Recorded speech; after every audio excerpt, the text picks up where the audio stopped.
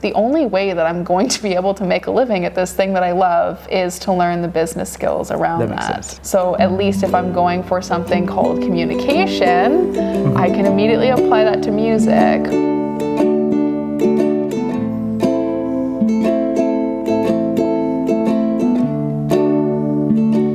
Sometimes I feel just like I'm stuck.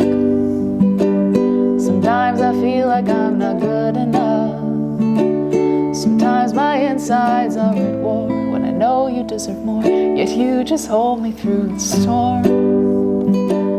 You bring me sleep. So I'm with Danielle Allard, who is a musician, music educator, singer-songwriter, professor of public relations, music industry and performance arts, Twitch partner and TV host, and a whole host of other stuff. You're a graduate from the communications program here at Carleton. How does that impact your musicianship, and how does the music impact your communications specialist kind of persona? For sure. Well, I think we all ask those questions when we're getting ready to go to some kind of post-secondary education program. I'm like, who do I want to be? Which is a terrifying question. Yeah. And I still don't really know the answer to that all these years later. But it was at the time of going, okay, do I do music full time? Do I go to school?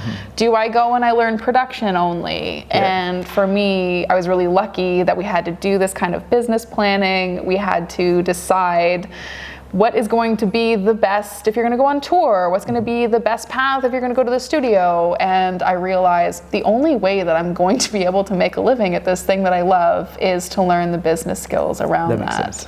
So at least if I'm going for something called communication, I can immediately apply that to music. But like I said, when I was young, I mean, there's never been a point where I was just like, I just want to do this one thing forever. Which is fair. I am a squirrel and I love to do so many different things and everything's very equally exciting. So communications gave that to me.